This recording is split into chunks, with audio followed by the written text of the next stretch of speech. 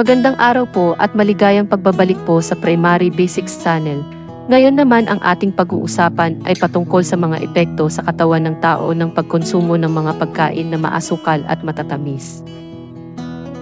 Ang labis na pagkakaroon ng asukal sa dugo ay maaaring magdulot ng insulin resistance na nagiging pangunahing sanhi nito. Ang mga taong madalas kumain ng matamis at may sedentaryong lifestyle ay mas mataas ang tsansa na magkaroon ng ganitong diabetes. Pangangailangan ng katawan sa enerhiya, ang matamis ay nagbibigay ng mabilis na enerhiya, ngunit ito rin ay maaring magdulot ng biglaang pagtaas at pagbagsak ng asukal sa dugo. Kapag ang asukal sa dugo ay bumaba, maaaring magkaroon ng nararamdaman ng pagod, iritabilidad at kakulangan sa enerhiya.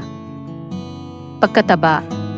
Ang labis na pagkakaroon ng matamis sa dieta ay maaring magdulot ng pagtaas ng timbang at obesidad. Ang mga matamis na pagkain ay karaniwang mataas sa calories at maaaring maging sanhi ng labis na pag-accumulate ng taba sa katawan. Pagkakasakit ng puso, ang regular na pagkakaroon ng mataas na asukal sa dugo ay maaaring magdulot ng panganib sa cardiovascular health. Ito ay maaaring mag-ambag sa pag-unlad ng high blood pressure at iba pang sakit sa puso. Kawalan ng nutrisyon. Ang mga pagkain na mataas sa asukal at matamis ay karaniwang kulang sa mga mahalagang nutriente tulad ng bitamina, mineral at fiber. Ang labis na pagkonsumo ng matamis na pagkain ay maaaring maging sanhi ng kawalang balanse.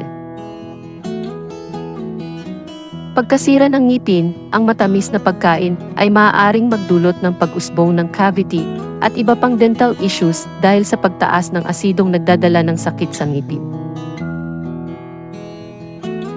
Ang tamang balanse at pagkontrol sa pagkain ng matamis ay mahalaga upang mapanatili ang maayos na kalusugan. Ang pagiging malusog ay nag-uugat sa maayos na nutrisyon, regular na ehersisyo, at pangangalaga sa pangkalahatang kalusugan. Ang impormasyon na ibinigay dito ay para sa pangkalahatang impormasyon lamang at hindi dapat ituring na kapalit ng propesyonal na payo. Hindi ito layunin na magdiagnose, magamot, magpagaling, o pigilan ang anumang kondisyon sa kalusugan o alalahanin sa kalusugan. Sa paggamit ng impormasyong ito, kinikilala mo na hindi ito lumilikha ng propesyonal kliyente na ugnayan sa pagitan mo at ng nagbibigay ng nilalaman. Laging kumonsulta sa iyong doktor o kwalipikadong tagapagbigay ng kalusugan para sa anumang tanong mo ukol sa kondisyon ng iyong kalusugan.